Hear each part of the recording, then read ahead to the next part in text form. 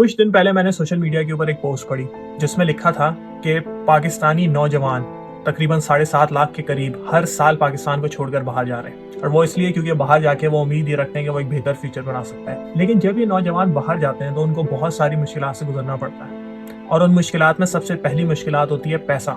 ऐसा बहुत ही कम होता है कि आप किसी बहुत ही अमीर कबीर ख़ानदान से हो और आप बाहर आ जाओ तो भी आपको पैसों की कोई टेंशन ना हो।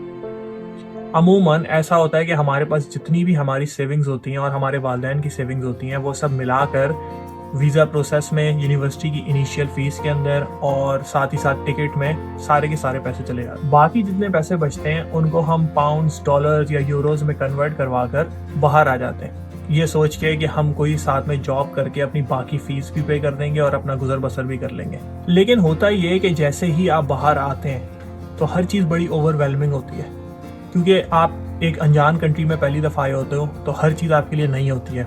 साथ ही साथ आपकी क्लासेस शुरू हो जाती हैं, इंग्लिश में लेक्चर्स, एक ऐसी ज़बान में जिसमें आप पूरी महारत नहीं रखते, उसमें लेक्चर्स चल रहे हैं। साथ ही साथ आप काम भी ढूंढ रहे हैं, और काम आपको मिल भी जाए तो वो बहुत टफ होता है क्योंकि मोस्टली और जॉब्स ही आपको मिल रही होती हैं।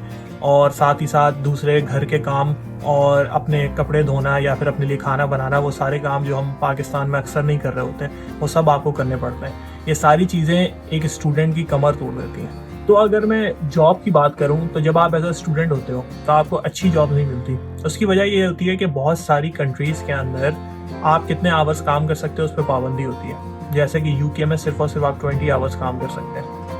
ऐसी और भी कंट्रीज़ हैं जिधर आप इससे ज़्यादा काम कर सकते हैं, लेकिन होता ये है कि क्योंकि आप फुल टाइम एजुकेशन में होते हो तो इसके चांसेस बहुत कम होते हैं कि आपको कोई अच्छी जॉब मिलेगी, क्योंकि कंपनीज जो होती हैं दे वांट कमिटमेंट। आप उनके साथ काम कर रहे हो तो they don't want you to be in full time education. उसी की जगह जो कि पिज़्ज़ा शॉप्स होती हैं या फिर जो सिक्योरिटी टाइप की जॉब्स होती हैं या रिसेप्शन जॉब्स होती हैं या केयर की जॉब्स होती हैं जिसमें आप केयर प्रोवाइड करते हैं, तो इस तरह की जॉब्स मिलना बहुत आसान है। लेकिन इस तरह की जॉब्स बहुत टफ हो। अब आप इमेजिन करें कि आप हर रोज़ 2 से 3 घंटे की क्लास ले रहे हैं, साथ ही साथ 8 से 10 घंटे की जॉब कर रहे हैं, फिर घर जाकर भी आपको अपने तमाम मामलात खुद ही देखने हैं, खाने पकाने से लेकर अपने रूम की सफाई तक। फिर साथ ही साथ आपको एग्जाम्स के दौरान अपनी पढ़ाई भी करनी है ताकि आप अपने एग्जाम्स क्लियर कर सकें। और ऐसा भी नहीं होता कि आप जहाँ पे रह रहे हो वो आपके वर्क प्लेस से और आपकी यूनिवर्सिटी से बहुत करीब हो। इसके भी बहुत से चांसेस हैं कि वो बहुत दूर हो आपसे, और क्योंकि आपके पास शुरू में कोई कन्वेंस नहीं होती सिवाय पब्लिक ट्रांसपोर्ट के,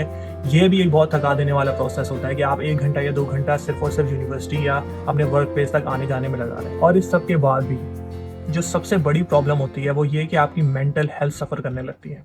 और उसकी वजह ये है कि या तो आप बाहर होते हैं, क्लास ले रहे हैं या काम कर रहे हैं, और जब आप बाहर नहीं होते बल्कि घर में होते हैं तो आपके जहन में अजीब अजीब से ख्यालात आते हैं, कभी अपने मुस्तकबिल को लेकर और कभी घर वालों को याद करने की वजह से आप गमज़दा होते हैं। वो पुराने दोस्त जिनके साथ आप बैठ के शाम का टाइम गुजारा करते थे वो सारे दोस्त अब छूट गए, अब वो सब पीछे रह गए और आप एक कम्प्लीटली मुख्तलिफ दुनिया में आ गए। ये वो मुश्किल टाइम है जो तमाम स्टूडेंट्स को यहाँ पर गुजारना पड़ता है। लेकिन याद रखें ये वो सुरंग है जिसके आखिर में रोशनी है।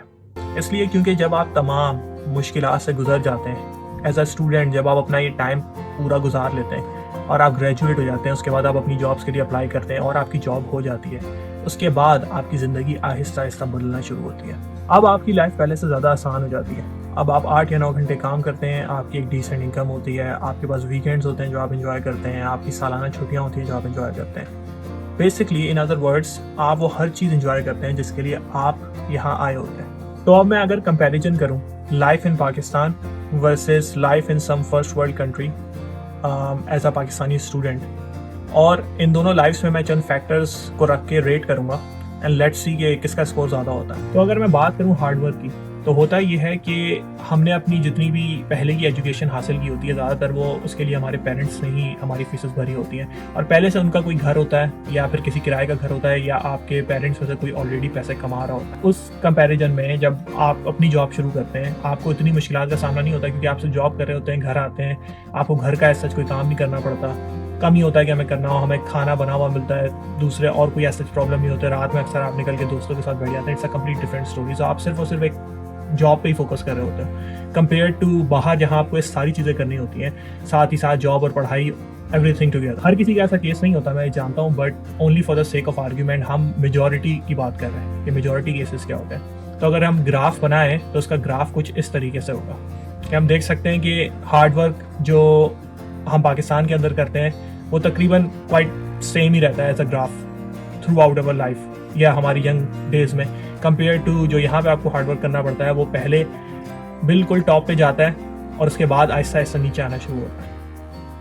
تو دیکھا جائے دونوں کو آپس میں کمپیئر کیا جائے تو ڈفرینس یہ کہ باہر جا کے آپ کو شروع میں 10 ٹائم زیادہ ہارڈ ورک کرنا پڑتا ہے پاکستان میں رہنے کے بعد، لیکن جب ایک دفعہ آپ سیٹل ڈاؤن ہو جاتے ہیں تو اس کے بعد آپ کو پاکستان کے نسبتاً 10 ٹائمس لیس کام کرنا پڑتا ہے. تو بات اگر سیلری کی جائے تو اس بات میں کوئی شک نہیں ہے کہ پاکستان میں ایک گریجویٹ انجینئر کی یا کسی بھی گریجویٹ کی سیلری بہت کم ہے کمپیئرڈ ٹو باہر کی کنٹریز کے حساب سے. یہ بات صحیح ہے کہ یو آر گیٹنگ پیڈ مور، لیکن یہ بھی سچ ہے کہ آپ کے خرچے بہت زیادہ ہوتے ہیں باہر، کیونکہ آپ جہاں بھی رہ رہے ہوتے ہو ادھر کا آپ رینٹ دے رہے ہیں یا آپ ٹیکسز دے رہے ہیں، کیونکہ یہاں پہ ٹیکسز نہیں چھوڑتا ہے بلکہ اور آپ کی سیلری میں پہلے ہی اچھا خاصا ٹیکس کٹ جاتا ہے، اس کے بعد ہی آپ کو سیلری ملتی ہے. کیونکہ میں خود کراچی سے ہوں تو مجھے یہ پتا ہے کہ کراچی میں ایک اچھے ڈیسنٹ ایریا میں گلشن اقبال ٹائپ کے اگر آپ اس وقت ایک 240 گز کا گھر رینٹ پہ دیکھنا چاہتے ہیں تو وہ کم از کم بھی آپ کو 60 سے 70 ہزار روپے کرائے میں ملے گا. لیکن اسی کے کمپیریزن میں اگر آپ لنڈن میں ایک کمرے کا فلیٹ بھی لینا چاہتے ہیں تو وہ 600 سے 700 پاؤنڈ کے قریب ہے، جو کہ آپ کنورٹ کریں تو 1,60,000 سے لے کر 1,90,000 بن جاتا ہے. اگر آپ دونوں کو کمپیئر کریں تو جہاں پیسے زیادہ کما رہے ہیں وہاں پیسے آپ کو زیادہ خرچ بھی کرنے پڑتے ہیں، لیکن اس کے باوجود بھی at the end of the day آپ پھر بھی کچھ زیادہ پیسے سیو کر لیتے ہیں. اسی لیے میں باہر پیسے کمانے کو زیادہ ریٹ کروں گا کمپیئر ٹو پاکستان میں پیسے کمانے میں. اب آ جاتے ہیں ریلیشن شپس کے اوپر. اکثر یہ ہوتا ہے کہ جو لوگ بھی باہر آ رہے ہوتے ہیں وہ اپنی فیملی کے پہلے ہی شخص ہوتے ہیں جو کہ باہر جا رہے ہوتے ہیں، اور اکثر وہ اکیلے ہوتے ہیں. تو جو بھی ریلیشن شپ وہ بلڈ کرتے ہیں وہ یہاں آ کر فرسٹ ٹائم لوگوں سے ان کی جان پہچان ہوتی ہے.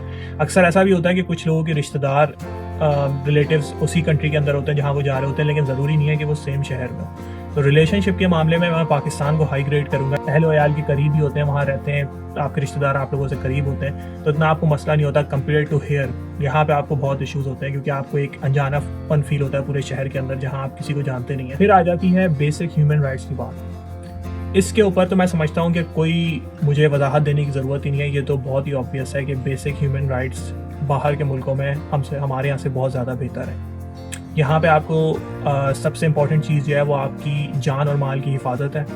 اس کے علاوہ آپ کو میڈیکل سروسز ہوں، ایمرجنسی سروسز ہوں، بجلی، پانی، ایکوالٹی، ڈائیورسٹی، یہ ساری چیزیں آپ کو یہاں ملیں گی جو کہ پاکستان میں افسوس کے ساتھ نہیں ہے. فلی ریٹ کروں گا باہر کے ملک کو کمپیئر ٹو پاکستان. اسی طرح اگر ہم بات کریں ریلیجن کی تو عبادت کرنا جیسے کہ پاکستان میں تو کافی آسان ہے ہی کہ آپ ایزیلی مسجد آپ کے قریب میں اویلیبل ہیں، آپ جا سکتے ہیں اور عبادت کر سکتے ہیں. یہاں بھی آسان ہو سکتا ہے اگر آپ کسی مسلم کمیونٹی میں رہتے ہیں. وہاں مسجدیں بھی ہوتی ہیں اور وہاں پہ ایک ایسا ماحول بھی ہوتا ہے کہ آپ ایزیلی جا کے عبادات جیسے نماز ہو گئی اور جو بھی مسجد میں ہم کرتے ہیں وہ سب آپ کر سکتے ہیں. لیکن ڈفرینس یہاں آ جاتا ہے کہ چند اسلام کے احکامات ہیں جو کہ یہاں پر ایزیلی ہو سکتے ہیں اور چند ایسے ہیں جو پاکستان میں ایزیلی ہو سکتے ہیں. مثال کے طور پہ پاکستان میں نسبتاً خواتین کے لیے پردہ کرنا، مردوں کے لیے نظروں کا پردہ کرنا آسان ہے کمپیئر ٹو یہاں پہ بہت مشکل ہے. لیکن اسی طرح یہاں پر آپ کو اپنے جائز کام کے لیے بھی رشوت نہیں دینی پڑتی کمپیئر ٹو پاکستان جہاں میں دینی پڑتی ہے افسوس کے ساتھ.